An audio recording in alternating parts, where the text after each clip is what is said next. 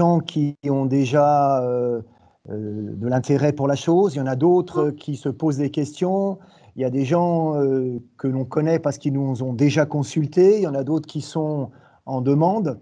Il y a même la concurrence qui est là, alors je dis bonjour à la concurrence, et ben voilà, donc on est concurrents mais néanmoins confrères sur un marché, et on va en parler de ce marché parce que il y a beaucoup de choses qui se disent, et ce serait bien, enfin c'est bien de savoir de quoi on parle. Alors, nous, on va vous apporter un certain nombre de réponses. On va aussi vous apporter un certain nombre de questions, parce que ça fait un certain temps qu'on travaille sur le sujet, et vous allez voir que c'est un sujet qui est très intéressant, mais qui est un petit peu complexe. Donc, merci à tous et à toutes de débrancher les micros, comme ça permettra d'avoir de la fluidité dans l'exposé. Et on commence. Donc, le titre, c'est le marché du CO2. Si on commence à le récupérer, la récupération du CO2, on en parle, et on va en parler durant ce webinaire. Et comment est-ce qu'il est construit, ce webinaire? Il est construit en 2 saisons, en fait, parce que c'est très à la mode de faire des choses en saison. Donc, il va y avoir une première saison, la saison 1, qui est celle d'aujourd'hui, qui est une présentation qui a trait à la récupération du CO2 à partir de procédés biologiques, comme le biométhane issu de la méthanisation. Et puis, dans un deuxième temps, dans une prochaine saison, qu'on appelle la saison 2, on parlera non plus de la récupération du CO2, mais de la capture du CO2, et là, à partir des fumées de combustion. Donc, si la saison 1 vous intéresse, et j'espère qu'elle va vous intéresser, eh ben, je vous donne rendez-vous pour la saison 2. Voilà. Nous allons parler un petit peu de Clark Energy France, qui nous sommes. Rapidement, parce que ce n'est pas le but du jeu, mais rapidement, Clark Energy, il y en a certains qui nous connaissent, il y en a d'autres qui ne nous connaissent pas. Donc, nous sommes une société française, Clark Energy France, mais nous appartenons à une filiale qui est à la fois anglaise, britannique, Clark Energy, et puis à un groupe américain, Kohler, dont nous sommes filiale depuis 2017. Je vous ai mis rapidement en un clin d'œil le chiffre d'affaires, il est de 75 millions d'euros en 2019. Nous sommes 166 employés aujourd'hui, peut-être un peu plus, parce que, en fin de compte, on embauche des gens quand on a des contrats et quand on va devoir en faire la maintenance et la conduite. Et ça, c'est un aspect très, très fort de Clark Energy.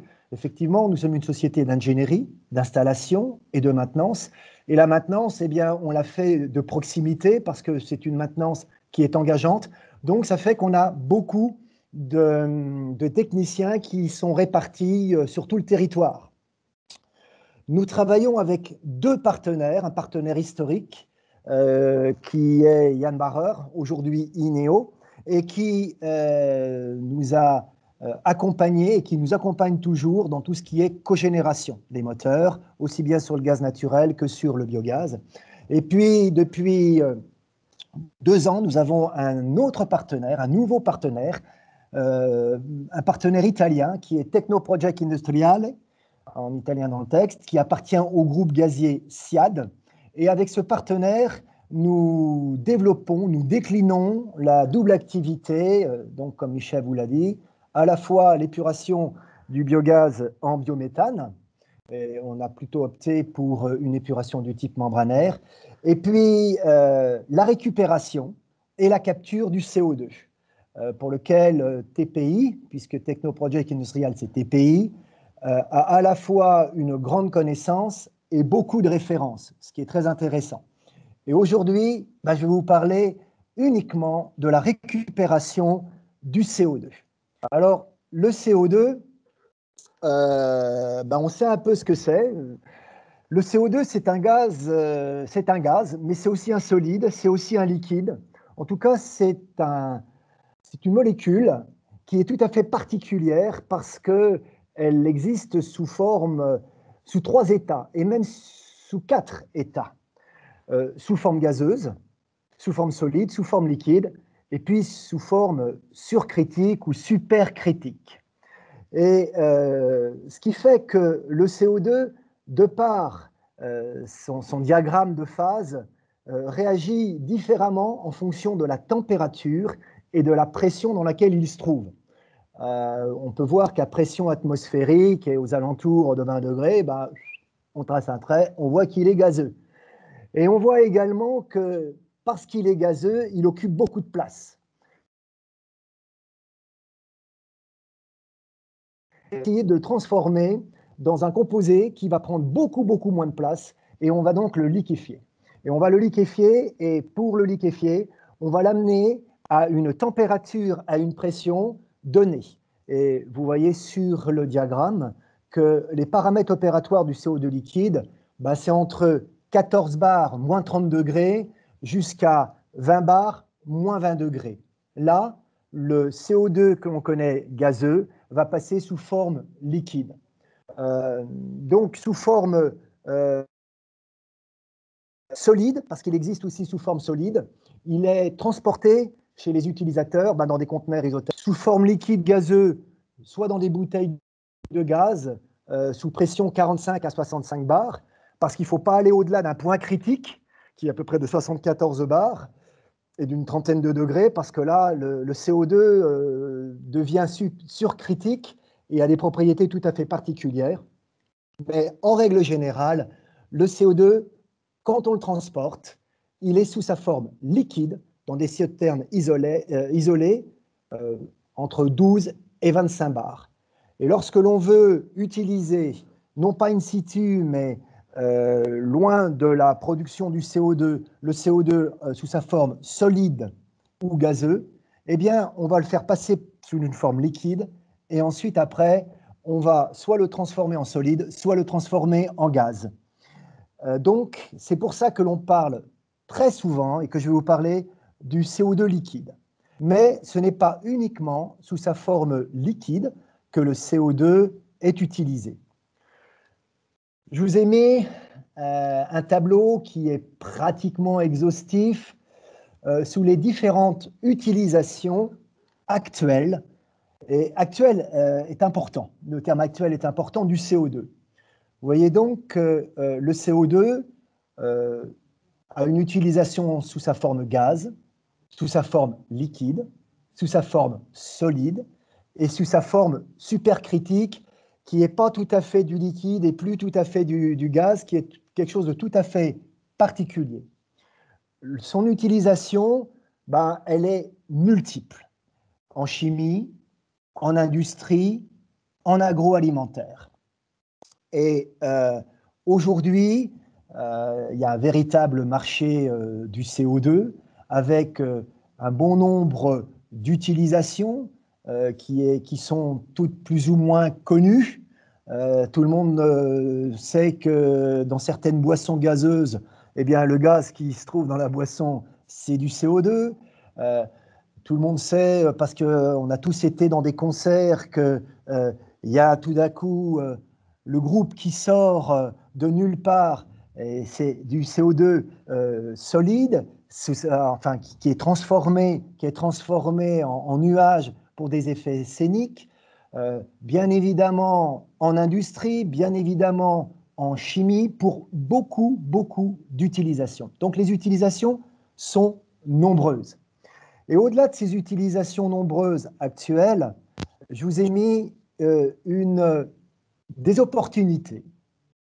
Et j'appelle opportunités parce que pour nous, pour moi, ce n'est pas encore vraiment là, contrairement à toutes les autres utilisations. Ça, ce sont des opportunités alors à venir à plus ou moins brève échéance. Et ces opportunités qui sont liées au CO2, eh ben, on en parle, et on en parle de plus en plus. Bien évidemment, tout le monde pense à la méthanation biologique, pour lequel il y a pas mal de webinaires, il y a pas mal de littérature, il y a pas mal de choses qui sont dites, et on sent que ça vient, vraiment. Et donc, la méthanation biologique, pourquoi elle est biologique? Parce qu'il y a une partie biologique dedans, c'est le CO2, le bio-CO2. Mais il n'y a pas que ça. Il y a également tous les impacts économiques qui vont être liées à la réduction des émissions qui sont dues au piégeage et à la substitution du CO2. Vous êtes plus ou moins au courant d'une directive qu'on appelle la directive RED II et qui parle justement de, on va regarder quelle est la réduction des émissions et puis quels sont les impacts économiques qui sont liés. Et puis, bien évidemment, le marché du CO2 qui est lié au marché de l'énergie. Là, il ne s'agit plus d'utilisation comme dans la slide, enfin, excusez-moi, comme dans la diapositive précédente, mais du CO2 lié au marché de l'énergie. On parle de crédit carbone, etc. Ça, ce sont des choses qui sont vraiment des opportunités que l'on sent venir de plus en plus.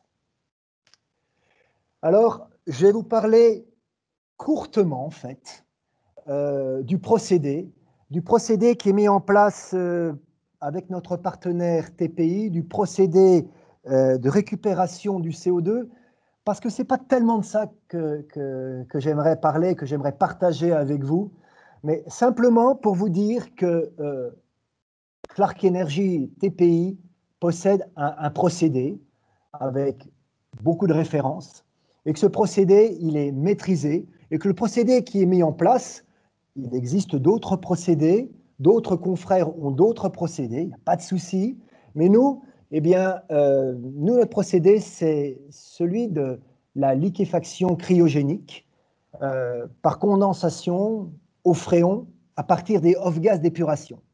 Puisqu'on parle du bio-CO2, le bio-CO2, eh bien, il est biologique et il vient du biogaz qui a été transformé en biométhane.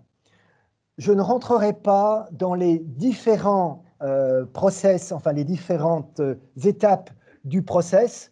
Un, parce que ce serait trop long. Deux, parce qu'il y a des oreilles qui n'ont pas à l'entendre, pour faire clair. Voilà. Tout ça pour dire que le procédé de liquéfaction cryogénique, pour faire court et synthétique, en fin de compte, à partir du off-gas, on peut le synthétiser en 5 briques. C'est un assemblage de 5 briques. Comme la transformation du biogaz en biométhane, vous avez différentes briques. Et bien là aussi, vous avez différentes briques. Et ces briques, c'est quoi? C'est en ce qui nous concerne, parce qu'on fait de la liquéfaction, eh bien c'est un pré-traitement pour enlever les polluants et l'eau qui se trouvent dans les off-gas. C'est un liquéfacteur. Le liquéfacteur, c'est un peu le cœur du procédé, c'est un peu la membrane ou le PSA dans la transformation du biogaz en biométhane. Là, c'est un liquéfacteur qui va transformer le biogaz, le CO2 gazeux en CO2 liquide, d'où la liquéfaction. Ça se fait en abaissant la température. Pression, je vous l'ai dit, rappelez-vous le fameux diagramme de phase. On va être aux alentours de 18 bars et on va être dans des températures de moins 18, moins 20. Ensuite, eh bien, ce CO2 qui a été liquéfié, il va falloir le stocker dans un stockage tout à fait particulier, qui est un stockage cryogénique, et puis il va falloir le transférer pour l'utiliser. Tout cela est parfaitement maîtrisé. Nous maîtrisons parfaitement toute la chaîne. Nous ne sommes pas les seuls, c'est évident, mais on en fait partie de ceux qui savent maîtriser cette chose. Et puis, tout cela demande un suivi analytique fort. Et je reviendrai sur justement les analyses parce que c'est un point de première importance. Et vous comprendrez pourquoi, et je pense qu'il y en a déjà certains qui savent de quoi je parle. Donc voilà, 5 briques simples, pré-traitement, liquéfacteur, stockage, transfert et puis analyse. Donc, récupérer du CO2 dans des off-gas, franchement, de vous à moi, il n'y a pas de problème. Ça ne pose aucun problème pour ceux qui en ont la maîtrise. La difficulté, ce n'est pas de récupérer le CO2. La difficulté, ou la problématique, ou la vraie question, c'est pour en faire quoi? Pour en faire quoi? Et on s'aperçoit dans les consultations, les multiples consultations que l'on reçoit, parce que tout le monde se dit, ouais, tous ceux qui ont des off-gaz se disent, mais moi je peux produire du CO2, il y a un marché du CO2, donc je vais récupérer mon CO2, et puis je vais vendre mon CO2, et puis je vais gagner plein d'argent. C'est légitime de se poser la question, mais pour en faire quoi? Et là on s'aperçoit qu'il y a en fin de compte deux voies différentes. Il y a des besoins personnels, qui sont ces besoins personnels, c'est-à-dire c'est une recherche d'une autonomie.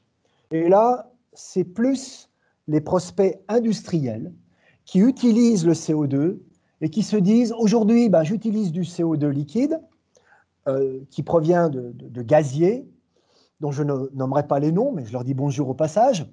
En fin de compte, je recherche une autonomie. OK. Donc, je ne cherche pas forcément à le vendre. Par contre, je cherche à l'utiliser parce que je l'utilise déjà dans mon process. Et parce que l'utilisation dans mon process est vraiment une utilisation critique. Sans CO2, ça peut être pour moi très, très pénalisant. C'est une première catégorie de prospects, de clients potentiels, je dirais, de producteurs potentiels de CO2.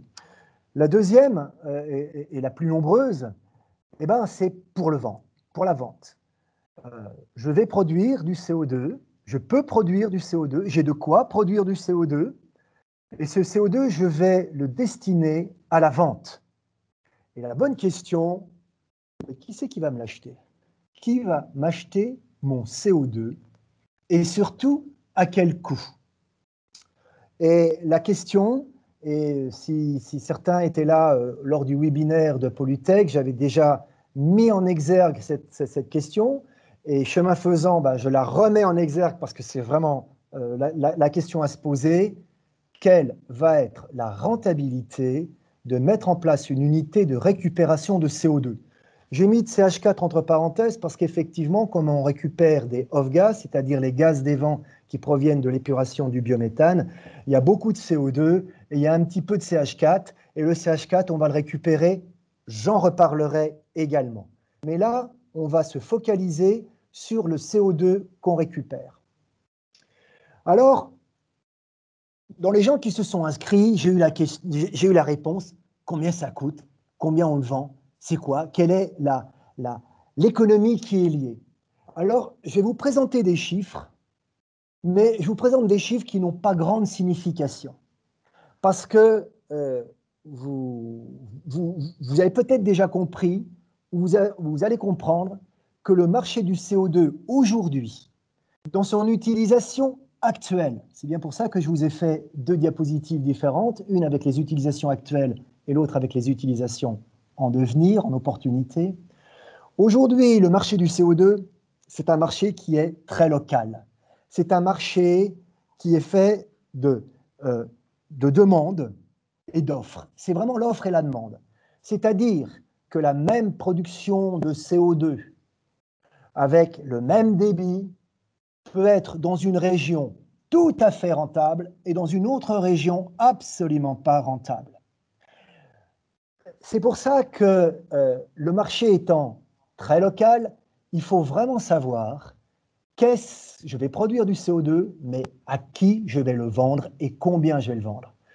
Parce que grosso modo, mais vraiment grosso modo, ce sont des chiffres, mais c'est des chiffres qui sont vraiment des chiffres grossiers, des chiffres macro. C'est pour ça que pour moi, ils ont une certaine signification dans le sens qu'ils donnent une tendance, mais en aucun cas, ce sont des chiffres à prendre tels quels. Vous voyez qu'un prix de revient, hors transport, du CO2, allez, il est à peu près entre 40 et 130 € la tonne. Okay. Et puis le prix de vente, et ça c'est une fourchette qui est connue aussi, de ceux qui s'intéressent au CO2, aujourd'hui, il est entre 40 et 200 € la tonne. Vous voyez un petit peu le facteur qui existe, à la fois au niveau du prix de revient et du prix de vente. Et si on se base là-dessus pour faire un business plan, sans avoir vraiment, sans s'être posé les bonnes questions et avoir les bonnes réponses, on a toutes les chances d'être complètement à côté de la plaque. Imaginez que vous ayez une possibilité de vendre votre tonne de CO2 60 € la tonne, mais que pour la produire, ça vous coûte 100, bon, inutile de vous dire que le business plan, il est mort et qu'il faut surtout pas faire ça. Donc, c'est une tendance. Et la tendance, elle est également à un niveau macro la suivante. Comme le marché est très local, eh bien, il vaut mieux avoir de grosses productions de CO2 avec des prix de vente forts. Ça paraît complètement stupide ce que je dis, c'est à peu près du genre, il vaut mieux être riche et en bonne santé que pauvre et malade, je le conçois, mais néanmoins, c'est vrai. C'est vrai parce qu'on s'aperçoit que sur les petites productions, le prix de revient est très cher. Pourquoi? Parce que vous avez une mutualisation des équipements et un liquéfacteur pour produire du simple au double, bah, son prix de revient, il n'est pas du simple au double. Donc, c'est un marché qui, mis à part si vous avez une niche où vous avez une vente à côté de chez vous qui est excellente, c'est un marché qui s'adresse plutôt, je dis bien plutôt, hein, plutôt à ceux qui produisent, qui ont une belle production. Et c'est bien pour ça que la question à se poser, c'est de savoir qu'est-ce que je fais de mon CO2. Et quelle que soit la destination finale de ce CO2 récupéré, l'autre question qui vient immédiatement derrière, et qui n'est pas une question à 1 million, mais qui est une question à 300 ou 400 000 € quand même, est-ce que j'ai besoin d'une qualité alimentaire ou d'une qualité non alimentaire? J'ai été surpris, j'ai reçu beaucoup de consultations où les gens me disent « qualité alimentaire ». Ah bon? Eh bien, je vais vous dire ce que ça veut dire, la qualité alimentaire. Et c'est bien là une véritable question, parce que c'est une question qui fait qu'un business plan, il est rentable ou pas du tout. Les utilisations sont multiples, on l'a vu tout à l'heure, ça peut être du solide, ça peut être du gaz, ça peut être du liquide. Il y a certaines utilisations, et je pense notamment l'utilisation en serre. Alors, l'utilisation en serre, à un moment donné, on ne va pas balancer du CO2 liquide, on va balancer du CO2 gazeux. La question de savoir, est-ce que ce CO2 gazeux, ben, il reste en gaz, et comme la serre est à côté, on produit du gaz, ou est-ce qu'on va être obligé de le faire passer parce qu'il y a du transport par du liquide? Et puis, l'autre question, mais dans ma serre, est-ce que j'ai besoin vraiment d'une qualité alimentaire? Je pose les questions, je n'apporte pas dans ce webinaire de réponse. Mais se poser la question, c'est déjà bien. Donc, vous avez compris, j'espère, ça démontrera que ce que j'ai dit est clair. La qualité alimentaire, ce n'est pas une question de technologie.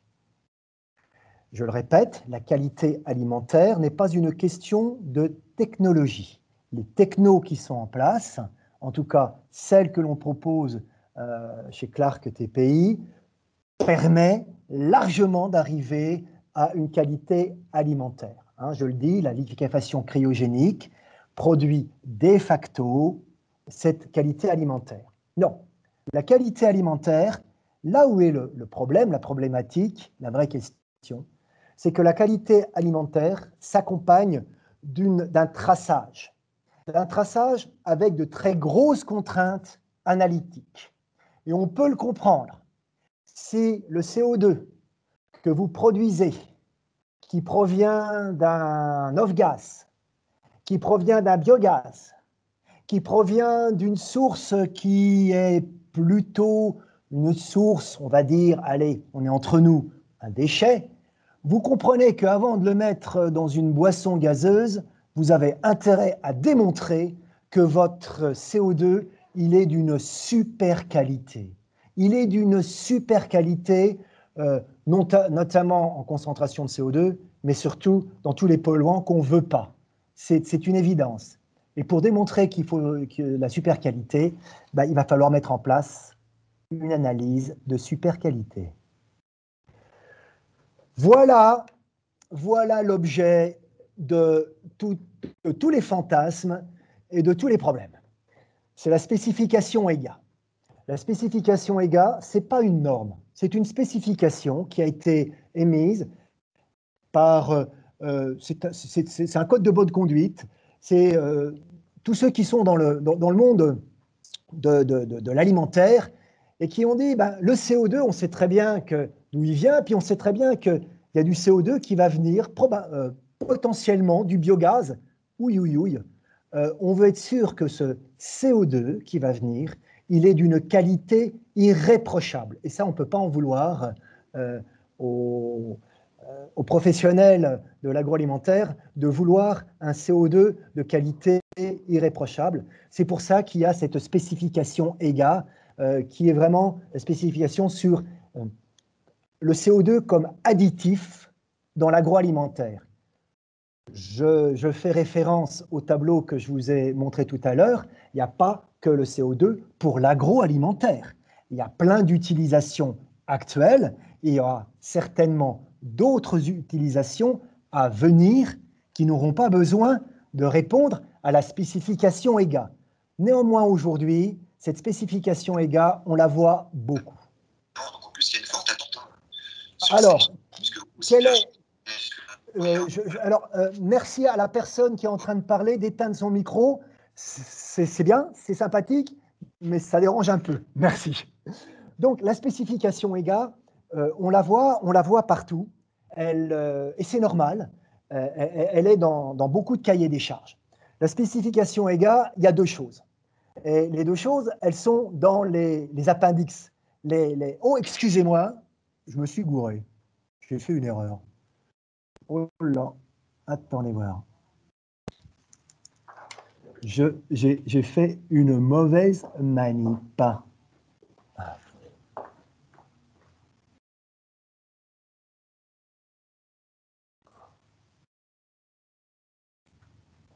Waouh! La bonne, celle-là? Voilà. Diaporama. Apparaît au début. Et je partage. Vous le voyez? Tout le monde le voit? Regarde si tu le vois. On le voit? Je pense pas. C'est bon? Excusez-moi, c'est les alléluia du direct, ce qui vous prouve qu'on fait ces choses en direct. Donc, la spécification EGA, c'est une spécification dans laquelle il y a deux appendices, deux index, deux annexes qui sont hyper importantes. Il y a une première annexe qui est l'annexe A et qui détermine la qualité du CO2 alimentaire qui va être attendu si on veut que le CO2 qui est produit soit EGA. On s'aperçoit que là, eh bien, on nous demande 99,9, même 99,97% de CO2. Ce n'est pas un souci. Que l'on parte d'un off-gas qui a été produit avec des membranes, où là, on est en général aux alentours de 98% et plus de CO2, ou alors un off-gas qu'on a produit avec un PSA, où là, on est avec une concentration de CO2 plus basse. Dans tous les cas de figure, arriver à 99,9% ou 99,97% ne pose pas de problème. Je le répète, ce n'est pas une question de techno. Par contre, il y a une autre annexe.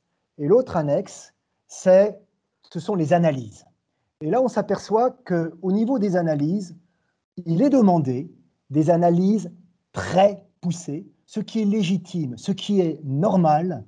On ne va pas mettre un produit comme du CO2 comme additif alimentaire sans être absolument sûr et certain de la qualité, de l'innocuité, du non-risque qui est attaché à ce CO2.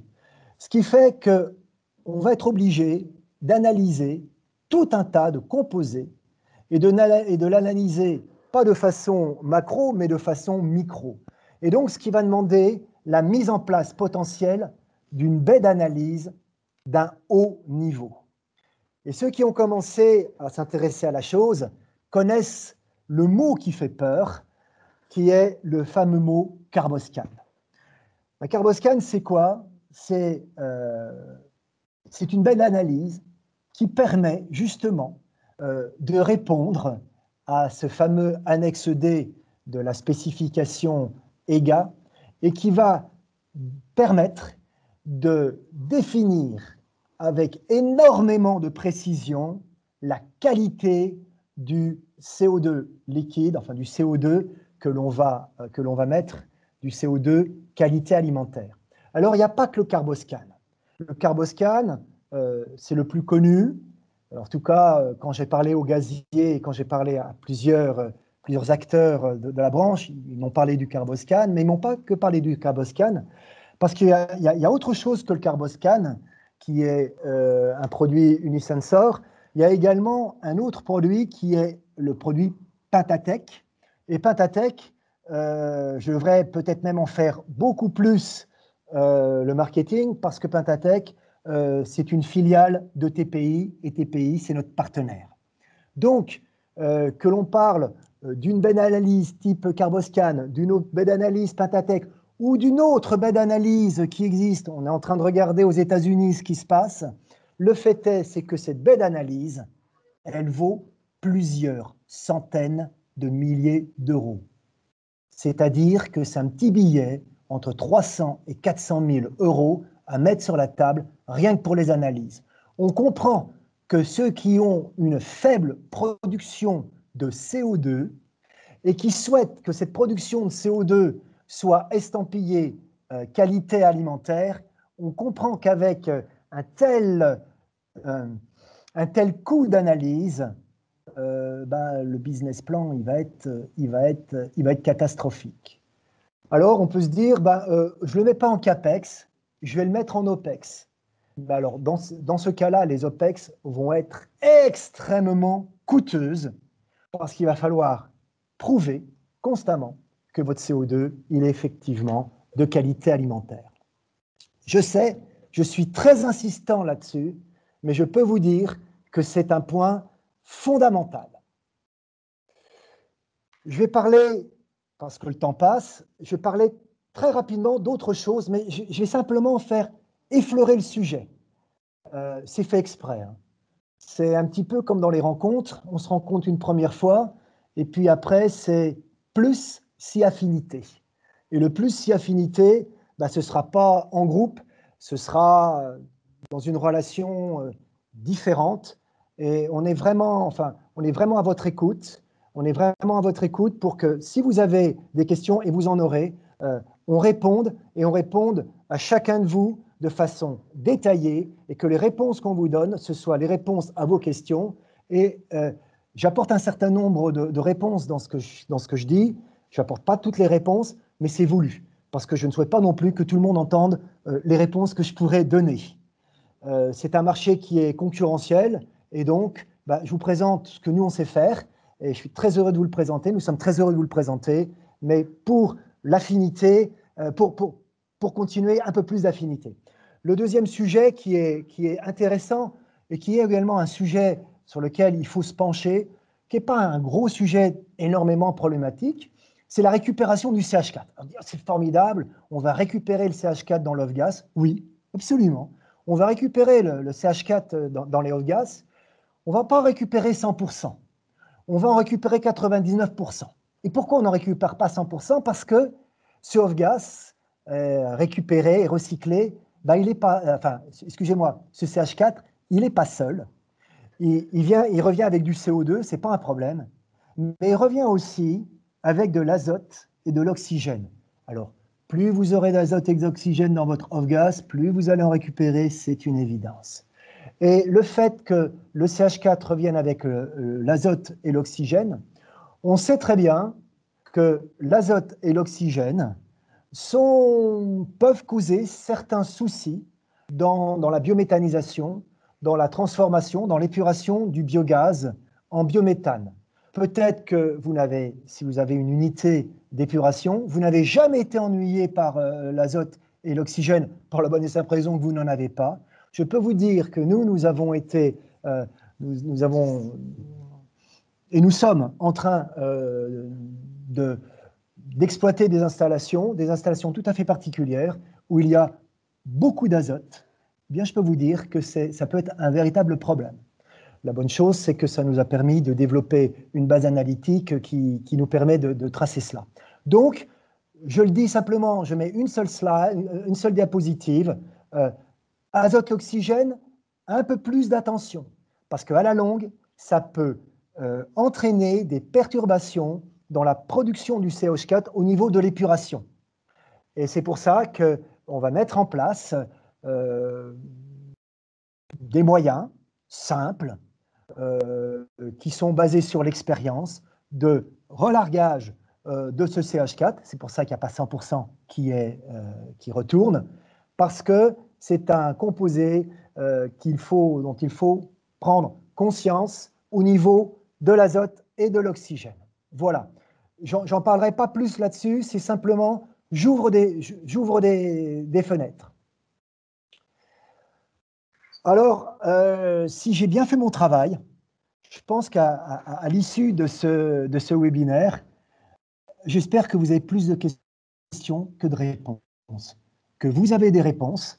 Et les réponses technologiques, c'est vraiment pas plus compliqué, c'est le plus simple. Par contre, il y a des questions par rapport à la qualité, par rapport à la vente, par rapport au business plan, par rapport au marché, par rapport au lieu où je me trouve. Et ben voilà, c'est un webinaire qui pose plus de questions que de réponses.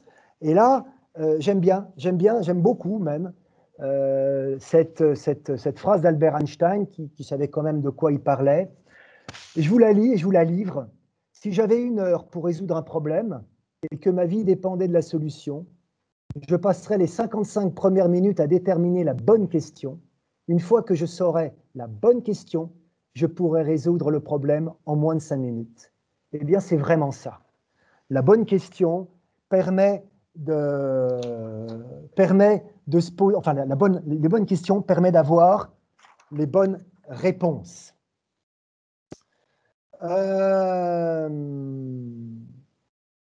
J'en ai terminé avec la saison 1. Je vous donne rendez-vous lors d'un prochain webinaire à la saison 2, où là, on ne parlera pas simplement de la récupération du CO2 pour faire du bio-CO2 sur de l'off-gas issu de l'épuration du biogaz de la méthanisation, mais on parlera d'un sujet beaucoup plus grand qui est la récupération, la capture, on va dire, la capture du CO2 à partir des fumées de combustion. Là aussi, nous avons la technologie qui répond à cette problématique. Une technologie où je vous mets deux petits PID que vous pouvez trouver dans n'importe quelle, je dirais, documentation Clark TPI. Donc, ce n'est pas le know-how que je vous livre, mais on parlera de ça dans une prochaine saison et je vous donne rendez-vous dans la prochaine saison, la saison 2. Là, on aura affaire à des concentrations certes plus faibles en CO2, mais des débits de production beaucoup plus importants. Mais pour l'instant, laissons ça un petit peu de côté. Sachez qu'on y travaille, et on y travaille d'autant plus que notre partenaire a vraiment beaucoup de références et beaucoup de connaissances là-dessus. Mais je vous donne rendez-vous dans une prochaine session, dans un prochain webinaire pour cela. Voilà. La règle du jeu, c'était que je tienne 40-45 minutes. C'était vous apporter un certain nombre d'éclairages possibles, créer en vous un certain nombre de questions où vous avez des homework à faire.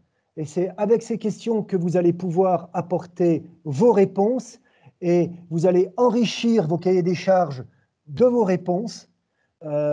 Et notamment, vous savez quoi en faire de votre CO2? Oui, je sais parfaitement ce que je vais en faire. Et je sais parfaitement le prix auquel je vais le vendre. Et donc, merci de me faire une offre. Voilà. Donc, pour plus d'informations, Vous avez été nombreux à poser des questions.